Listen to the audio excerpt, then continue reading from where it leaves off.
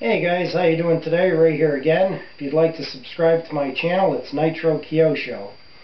What I have here today is the Align Trex Pro 450. I have two of them here. And I just wanted to talk a little bit about a couple of minor upgrades that I did to these. Just to let some guys know if they don't know that these parts are available.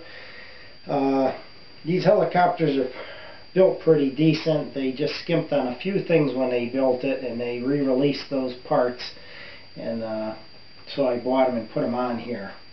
And basically what the upgrades were, just going from plastic to aluminum. One thing was the bearing mount I had changed that goes on the tail rotor that connects your control arm is connected to it. That was, your two ball bearings in there, but it was inside a plastic casing, and I didn't like that. So I upgraded to the metal one, okay, and basically I think you could just about do all of the upgrades that I've done for under $20 or about $20.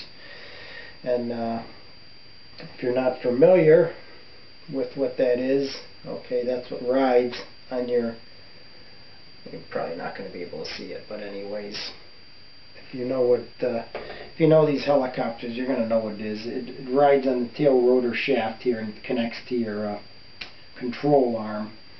But anyways, it was reissued in metal. Okay, the control arm itself was plastic that came on these, and they reissued those in aluminum. And they come with everything you need the ball bearings are already in it and everything. So I replaced that. And the other thing that I didn't like on this was the vertical stabilizer mount, which is basically when you're taking off your vertical stabilizer here, this piece, the section in back of that connected into the tail casing was plastic.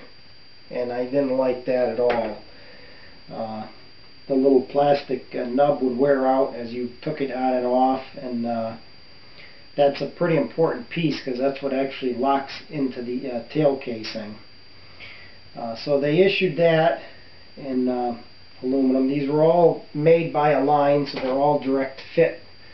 The only thing to be careful of when you're doing the bearing mount, because when you take the slide shaft out, make sure when you put it back you don't put it too tight, because I did that by accident on one of these, on this one, and it was binding up.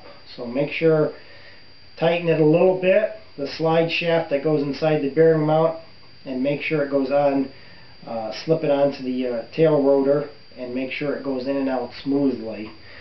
This one went smooth, but this one was a little tight. I had to loosen it up a little bit. So just make a mental note of that, and I think you'll be fine.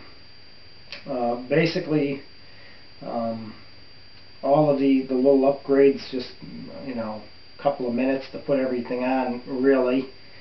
No big deal. But most of them were all based for the tail. Now, I don't know why they made those things plastic to begin with, if it was to skimp to save a little money, or if they didn't feel they needed it to be aluminum.